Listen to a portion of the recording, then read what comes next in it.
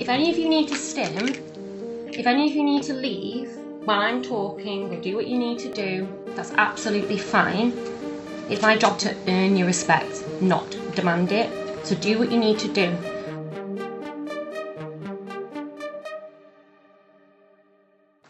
I've been ashamed of the way that I move and behave all my life since I was a young child. I never understood why I moved the way I did, or interacted with the world the way I did, or communicated the way I did. I didn't understand why I'd go, "Hi, how are you?" And then other days, I can't let you even touch me.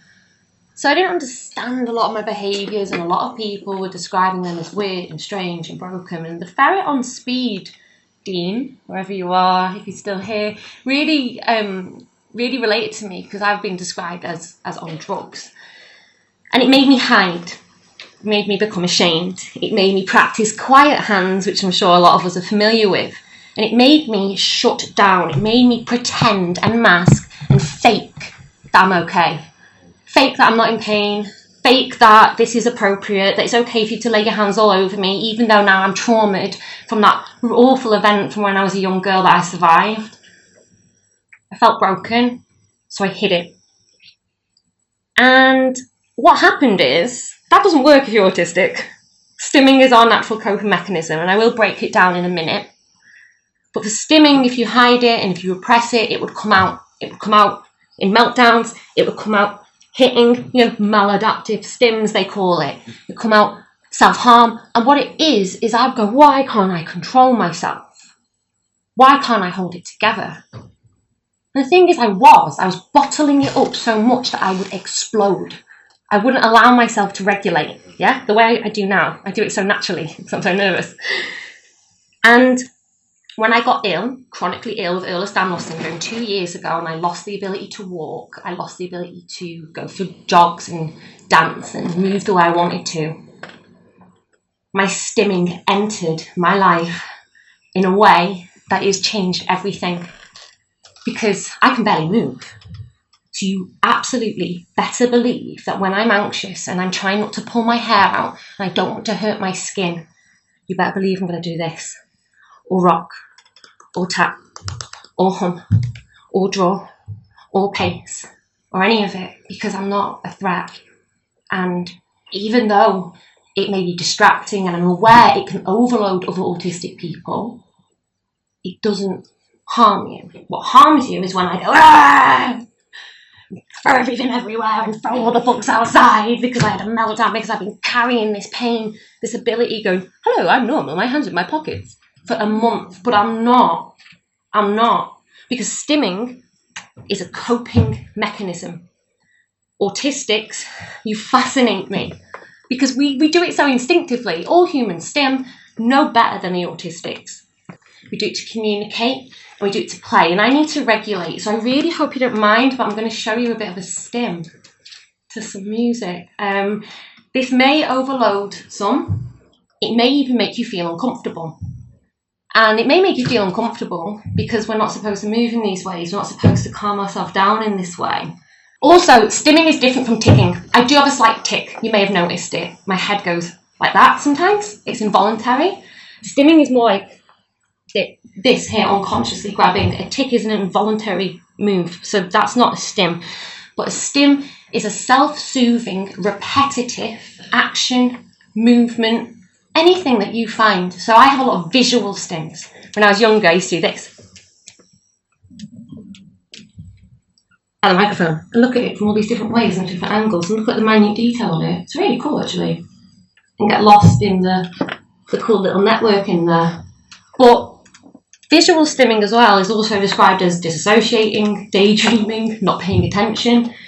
You're regulating. And I regulate a lot now through movement.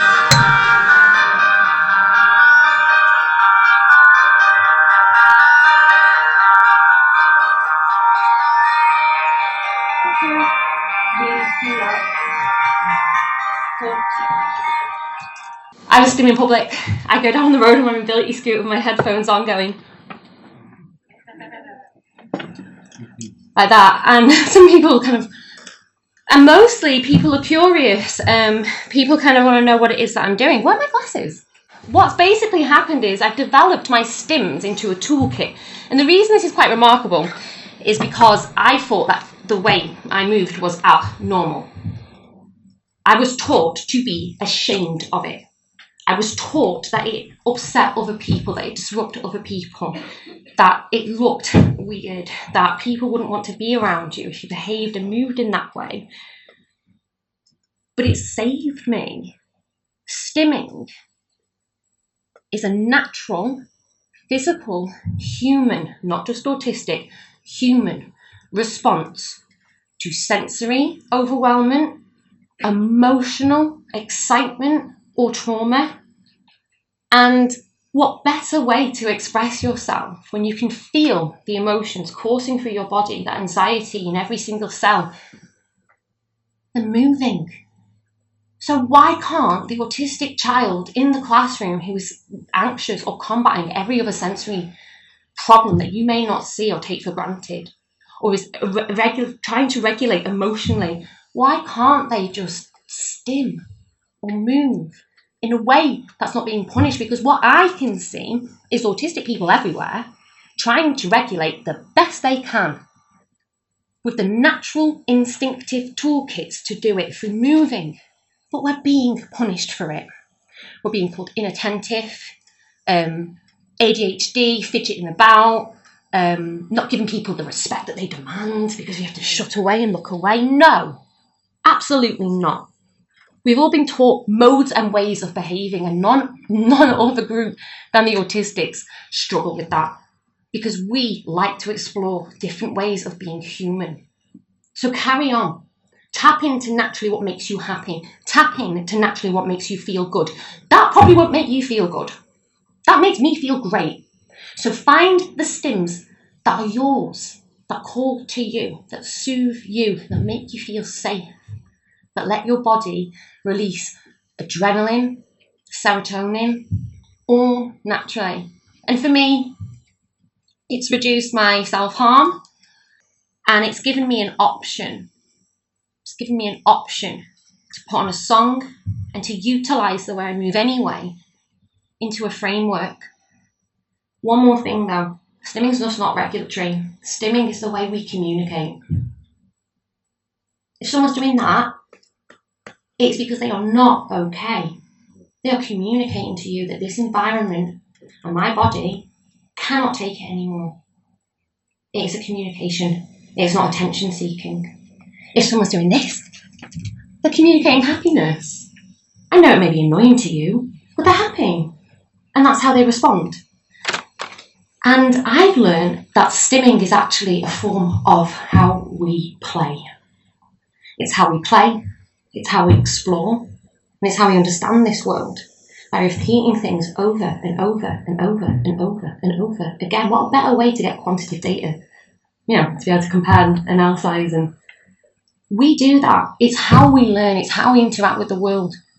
So carry on stimming, and I would like to see public spaces, schools, workplaces. Now you're going, she's balmy asking for this. No, I am not. It starts with an ask, and I am asking for this world, for this goddamn world, to remember that humans, all of us, are animals. So let us be instinctively who we need to be. Stop giving us, this is a cure, this is this, if you only swallow this pill and did this therapy, you'll be fixed. This isn't about fixing us. This is about utilising what you naturally already have, and it's been taken away from you because you've been taught and it's broken. Bring it back, reclaim the stim, embrace the stim. Thank you for listening.